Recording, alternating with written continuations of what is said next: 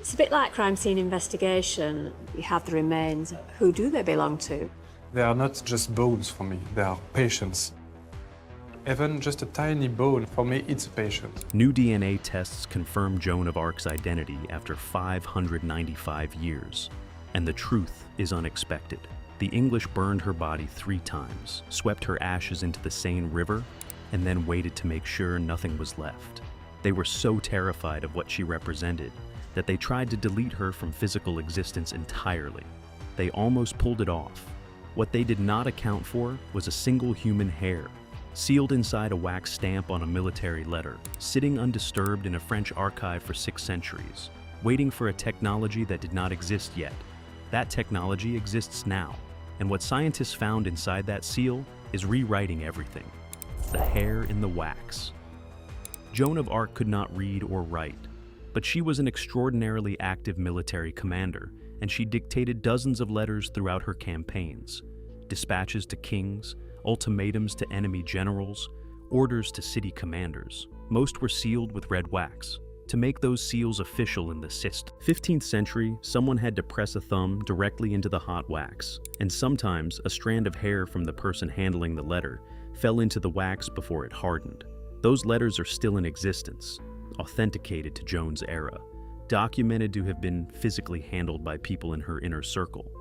They are kept in high-security archives across France, classified as national treasures.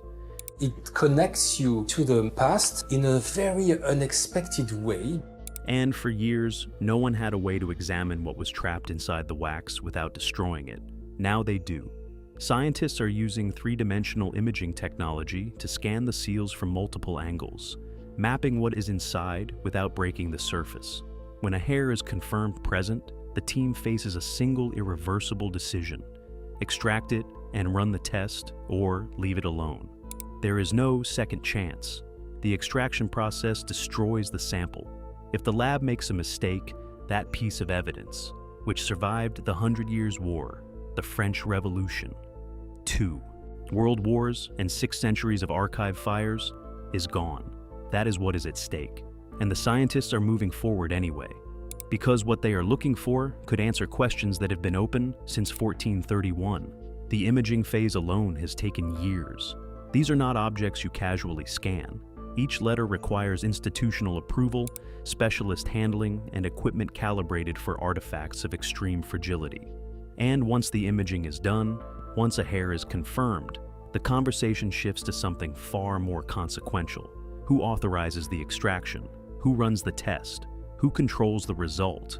These are not just scientific questions, they are political ones. Because depending on what the DNA says, some very old and very powerful stories are going to need to be rewritten. They want to know if Joan had a specific inherited gene variant linked to a neurological condition that would explain her visions.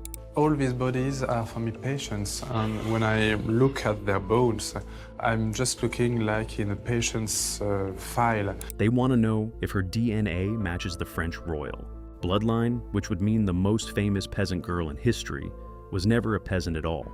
And they want to know, once and for all, who she actually was. But before we get to what they found, you need to know about the biggest scientific embarrassment in the history of Joan of Arc research. Because for over a century, the world thought this question had already been answered, and it was based on a lie that nobody bothered to check: the mummy in the pharmacy. In 1867, a jar turned up at the back of a Paris pharmacy. The label claimed the contents were remains found beneath Joan of Arc's stake. France was hungry for national heroes. Nobody asked hard questions. Inside the jar, a burnt human rib, a piece of wood, a scrap of linen, and a cat bone. The church embraced it immediately. Museums put it on display. Pilgrims traveled from across Europe to venerate what they believed was the holy relic of a saint. The cat bone strangely made sense. In the Middle Ages, executioners sometimes threw a black cat into a witch's fire to symbolize the devil. Every detail seemed to fit. Every detail was a fabrication. In 2006, France's leading forensic pathologist, Dr. Philippe Charlier, assembled 18 specialists to examine the jar using modern methods: carbon dating, pollen analysis, microscopic examination. And here is the detail that nobody forgets. He brought in professional perfume consultants from major French fragrance houses. Because burnt bone has a very specific smell, and so does ancient preserved bone, and a trained nose can tell the difference instantly. The bones did not smell like fire, they smelled like vanilla. That is the scent of organic material that has decayed over centuries, or tissue preserved like an Egyptian mummy. You cannot get that smell from a body burned at a stake. Then they checked the pollen. Joan died in May 1431 in northern France. The pollen on nearby materials should have matched local spring flowers. Instead, pine resin pollen, the specific variety used in ancient Egyptian mummification. The carbon dating confirmed it. The bones dated to the 3rd century before Christ. Someone in the 19th century had raided a mummy, combined the parts with a cat bone, written a dramatic label, and sold the package as a national treasure. The church had to publicly admit the relic was fake. Every institution that had authenticated it went silent, and the hunt for Joan's biology was back at zero. That failure is exactly why the Wax Seal Project exists. The letters are the only objects that are both authenticated to her era and physically connected to her circle. They are the last real shot at biological evidence. And what the scientists found when they finally opened one of those seals, that is where this story gets complicated. It's a bit like CSI, crime scene investigation, using a whole range of different experts. If you want to know what the DNA actually revealed and why the answer is making certain people very nervous, make sure you are subscribed so you do not miss the next drop. Now, let us get into it. The diagnosis that changes everything. When modern neurologists study the transcripts of Joan's trial, the actual recorded testimony from 1431, something jumps out immediately. The way she describes her visions does not match what most people imagine when they picture divine inspiration. She said the voices came with a very bright light. She said they always seemed to originate from her right side. She said they were triggered by the sound of church bells. Those are not spiritual characteristics. Those are clinical ones. That is the textbook symptom profile of reflex epilepsy. A form where a specific external trigger, like the sound of bells, sets off a small electrical storm in a localized region of the brain. The brain then generates a voice, a presence, a sensation of being spoken to. For a devout girl in 15th century France, the only vocabulary available to explain that experience was religious. She called them saints.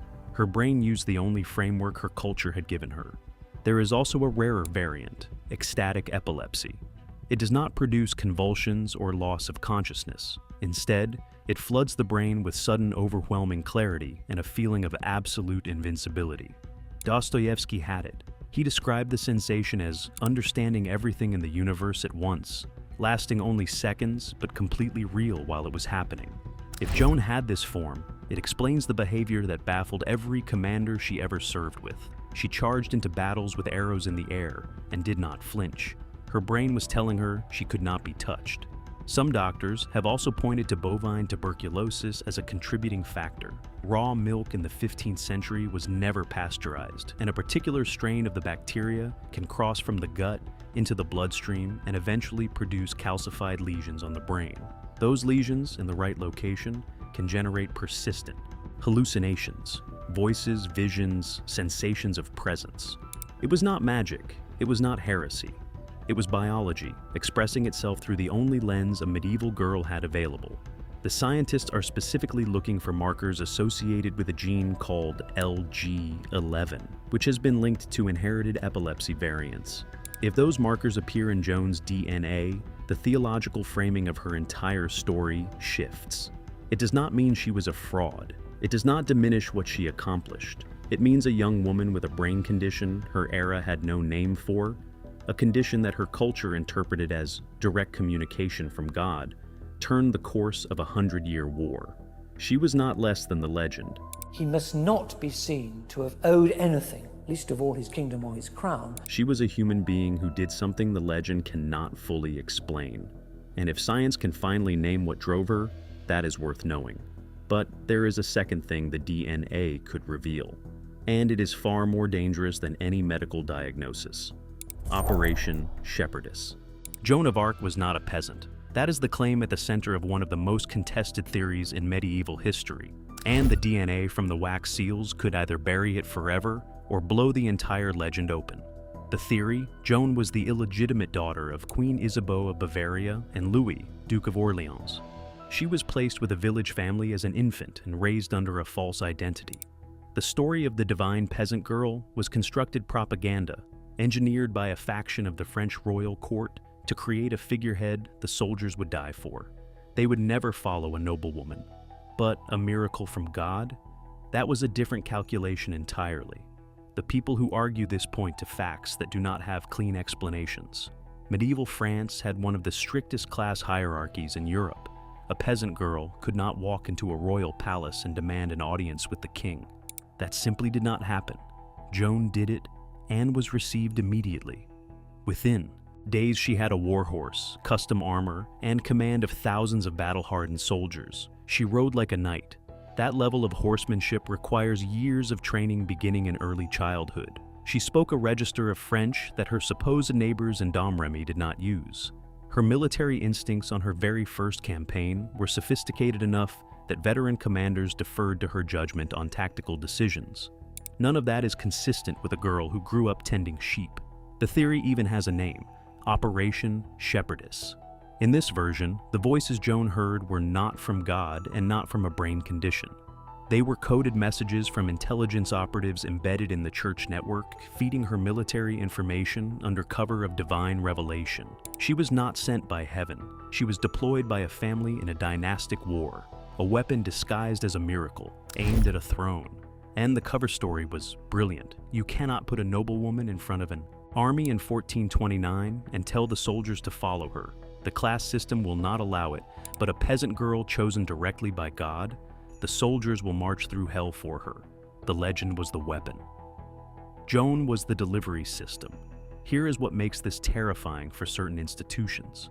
We already have the DNA profiles for multiple branches of the French royal families in genetic databases. The Bourbon line, documented descendants of Queen Isabeau. If Joan's hair from the wax seal shows markers that match those profiles, the comparison would be immediate. There would be no ambiguity. Would have been a male, we would have concluded that these women were absolutely not these of Joan of Arc. And the result would be published. The archivists responsible for those letters have been slow to authorize testing. Some historians note this without drawing conclusions. Others are less diplomatic. If the DNA shows she was royal, the identity of the most famous national hero in French history, the peasant girl chosen by God, was a deliberate invention. That is not a finding anyone is certain. Positions would be eager to confirm. The sharpest mind in the room. Whatever the DNA shows about her origins or her neurology, there is one part of Joan's story that no test can touch. At her trial in 1431, she was surrounded by the most educated men in France. Ecclesiastical lawyers, theologians, men who had spent 40 years studying the art of logical entrapment. Their entire purpose was to get her to say one wrong word. They asked her if she was in God's grace. It was a perfect trap. Answer yes, and she was guilty of pride, a mortal sin. Answer no, and she was admitting her divine mission was false. Either response destroyed her. There was no exit. She paused. Then she said, "If I am not, may God put me there.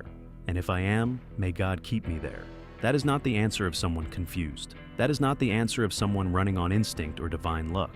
That is a mind moving at exceptional speed under maximum pressure, finding the one path through a logical structure that professional scholars had spent years building. She had no education. They had decades. She still walked out of the trap they had closed. Epilepsy does not explain that. A royal upbringing does not guarantee it. Whatever Joan of Arc was, peasant or princess, mystic or patient, she possessed something that the DNA cannot sequence and the historians cannot fully account for. The trial transcript is the clearest proof we have, and it has been sitting in plain sight for 600 years. The woman who came back.